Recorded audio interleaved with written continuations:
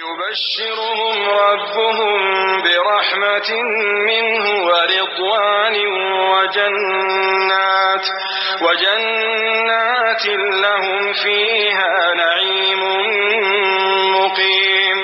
دی هغوی د مؤمنون رب هغوی ته د خپل رحمت او د خپل رضامندۍ او د داسې جنتونو زیری ورکوي چې هلته د هغوی دپاره د همیشه د ژوند سامانونه دي. خالدین فیها ابدا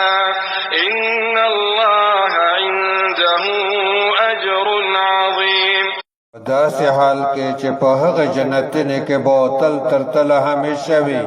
بېشکه الله تعالی چې دی د هغه سره ډېر لوی اجر دی. یا ایها الذین آمنوا لا تتخذوا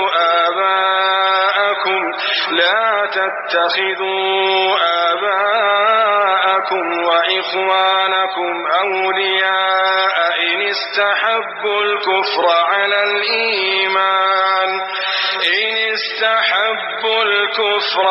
الإيمان ومن يتولهم منكم فأولئك هم الظالمون. اے د ایمان خاوندانو تاسې خپل پلرونه او خپل ورونه دوستان منسئ که دوی کفر محبوب او غوره وګڼئ په ایمان باندې او په تاسې کې چې چا له دغه کفار سره دوستي وکړه نو همدغه کسان ظالمان دي. قل إن كان آباؤكم وأبناؤكم وإخوانكم وأزواجكم وعشيرتكم وأموال اقترفتموها وتجارة تخشون كسادها ومساكن ترضونها أحب إليكم من الله ورسوله وجهاد في سبيله فتربصوا حتى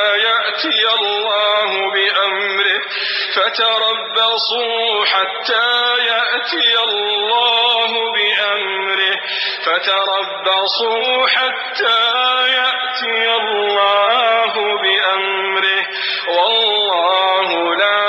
يهدي القوم الفاسقين. پیغمبره ته دوی ته ووایه که چیرې وي د تاسې پلرونه او د تاسې زامن او د تاسې ورونه او د تاسې ښځې او د تاسې قبیله او هغه مولونه چې تاسې هغه ګټلي دي او هغه تجارت چې تاسې د هغه د بندې دی ویره کوئ او هغه د ژوند ځایونه چې د تاسې هغه خوښ وي تاسې ته ډېر محبوب دي د الله تعالی او د هغه د رسول او د هغه الله تعالی په لاره کې د جهاد نه نو بیا انتظار کوئ تر هغه پورې چې الله تعالی خپل حکم راولي او الله تعالی فاسق خلق ته هدایت نه کوي. لقد نصركم الله في مواطن كثيرة ويوم حنين إذ أعجبتكم كثرتكم فلم تغن عنكم شيئا وضاقت عليكم الأرض بما رحبت ثم وليتم مدبرين. یقینا الله تعالی په ډېرې ځایونو کې د تاسې مدد کړی دی او د حنین په ورځ هم کله چې تاسې خپل ډېروالی په تعجیب کې اچولی وای بیا دا ډېروالی د تاسې هېڅ په کور رانغی او په تاسې باندې مځکه د هغې د ورتوالي باوجود تنګه شوه بیا تاسې وګرځېدئ په داسې حال کې چې شا کوونکي وای.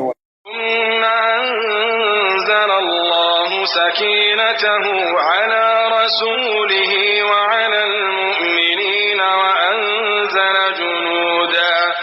وأنزل جنودا لم تروها وعذب الذين كفروا وذلك جزاء الكافرين. یا الله تعالی خپل تسکین په خپل رسول صلی الله علیه وسلم او په مؤمنانو باندې نازل کا او داسې لشکر نازل کړي چې تو سه هغه نه ویلیدلې او کافر شوی خلک ته عذاب ورکړ او دا د کافرونو جزا ده.